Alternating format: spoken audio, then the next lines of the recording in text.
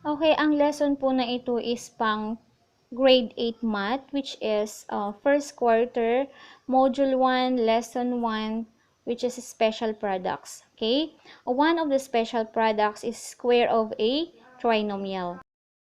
Okay, may mga naunang uploads na po ako about special products, which is kung gusto nyo pong ma-update, ma-notify po sa mga videos ko, mga lessons ko, click nyo lang po yung like, subscribe, and the bell button below. Okay, our topic is about square of a trinomial. Okay, pag sinabi nating trinomial, we have three terms. Okay, so tatlong terms tapos i-square natin. How do we find the product of the square of a trinomial? Okay, so ito po yung step, yung pattern para makuha yung square of a trinomial product. Okay, ang product na square of the trinomial merong 6 terms. Okay, so ano ang gagawin? The square of the trinomial consists of the sum of the square of the first, second, and last terms. Twice, pag sinabi nating twice is 2 times. So twice the product of the first and the second terms. Then, twice the product of the first and the last term. And then, twice the product of the second and the last term. Okay? So, in short, ginawan ko siya ng pattern. Ayan. To find the first term, square lang natin yung first term. Para makuha yung second term, square lang yung second term. Para makuha yung third term, square lang din natin yung third term. Para makuha yung fourth term, twice natin or 2 times the first term times the second term.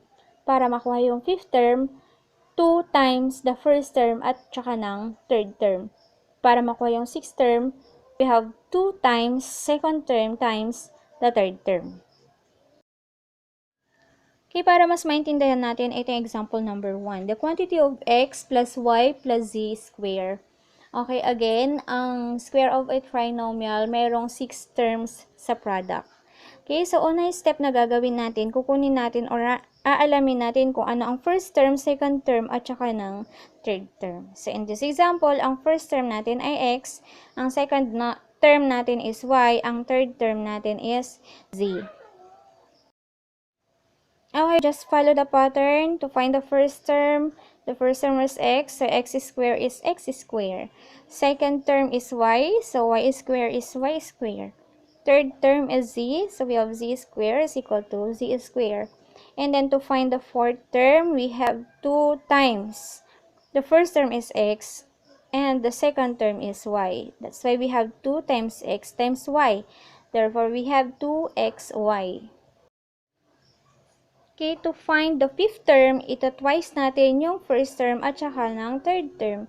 So, 2 times ang first term is x, ang third term is z. Kaya, 2 times x times z is 2xz.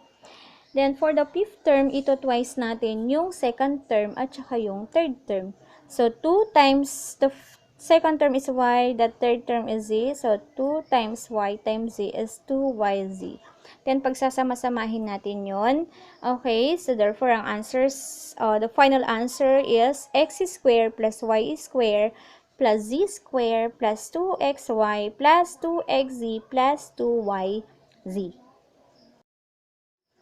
Okay, next example. The quantity of x minus 2y plus 3 is square.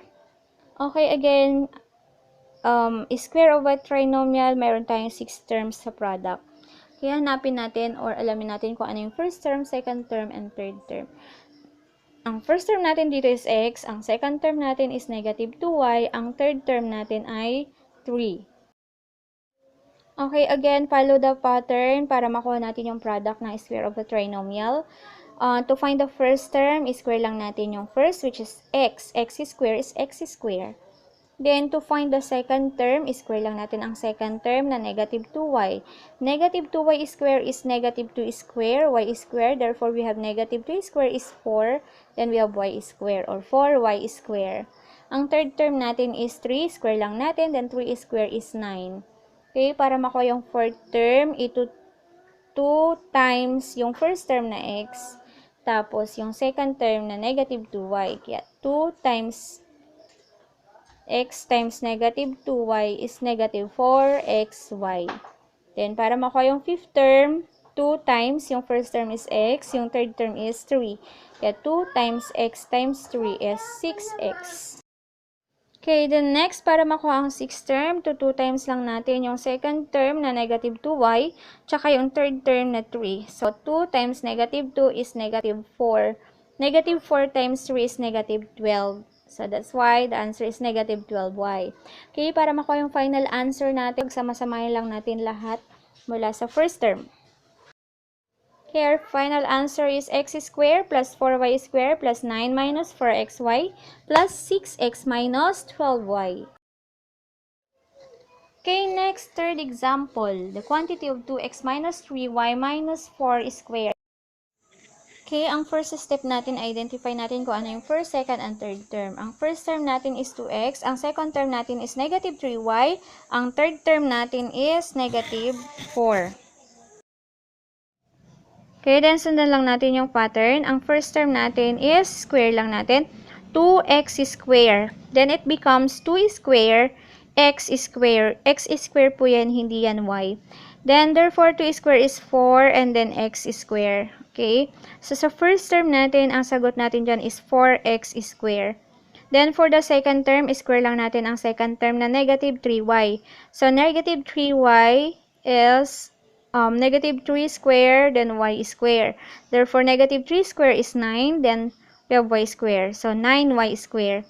Then, para sa third term natin, square lang din natin. Negative 4 square is positive 16. Okay, para makuha ang fourth term, ito twice natin yung first term na 2x at saka yung second term na negative 3y. Then, 2 times 2x times negative 3y is negative 12xy.